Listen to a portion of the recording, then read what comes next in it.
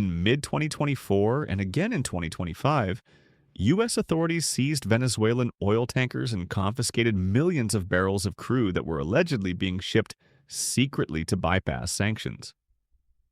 The U.S. claimed the shipments violated export restrictions. Venezuela called it piracy.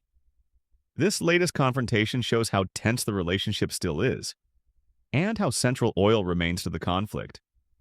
But to understand why the U.S. would go so far as to capture tankers in international waters, we need to go back to the history, the geography, and especially the oil that connects both nations.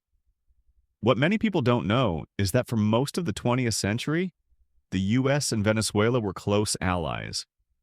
They traded, cooperated, and relied on each other, especially in oil. And Venezuela's geography made it strategically important. It sits at the gateway to the Caribbean, close to major sea routes leading to the Gulf of Mexico, and barely 1,500 miles from Florida. For the U.S., having a stable, friendly Venezuela in its neighborhood wasn't just convenient, it was a strategic priority. But everything changed in 1999.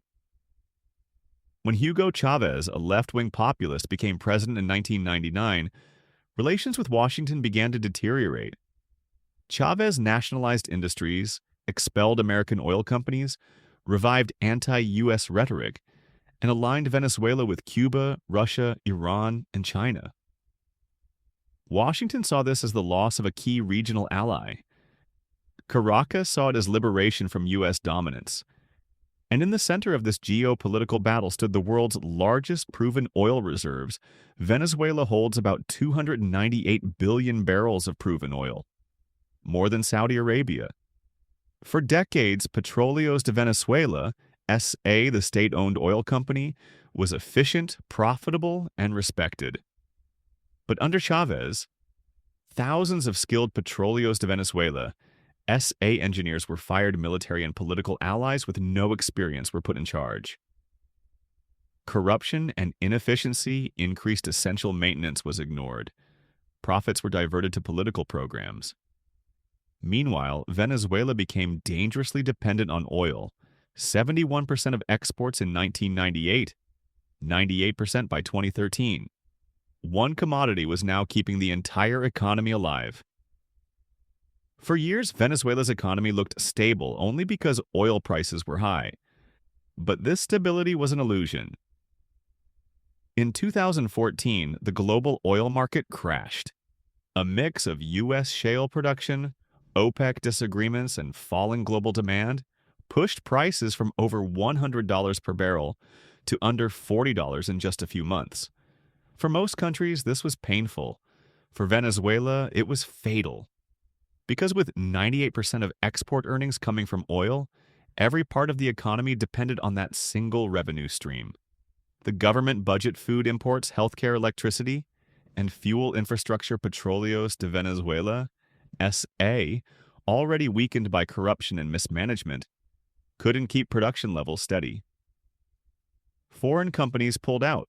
Maintenance stopped. Oil output fell rapidly. Within a year, Venezuela went from one of Latin America's richest nations to a country entering its worst economic crisis in modern history. And this was only the beginning. After Chavez's death, Nicolas Maduro took over in 2013.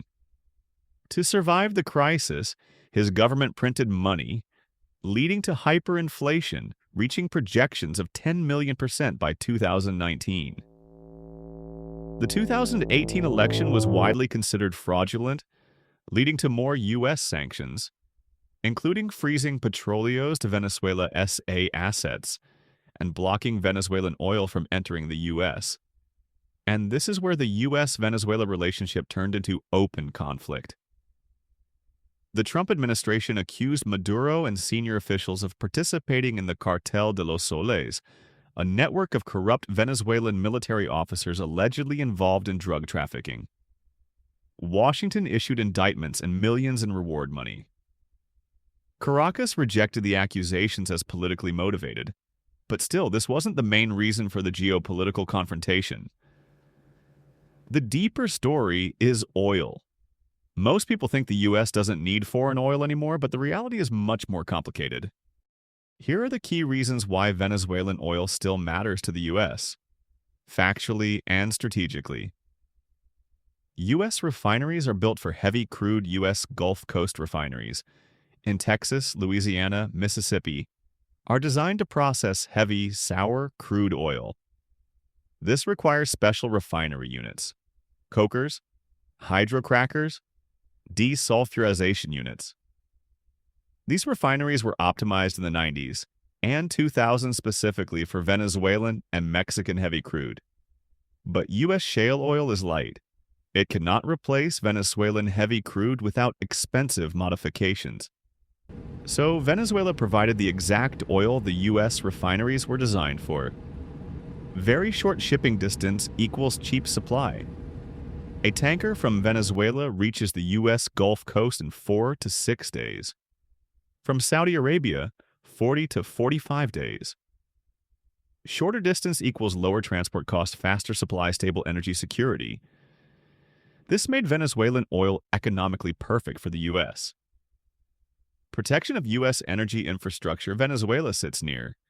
Caribbean sea lanes, the Panama Canal approach offshore Gulf, oil platforms, key naval routes. A hostile Venezuela aligned with U.S. rivals directly affects U.S. homeland energy security. This is one of the main strategic reasons Washington cares, preventing foreign rivals from gaining influence. If the U.S. steps away, others step in, and they did. China, Russia, and Iran now operate inside Venezuela.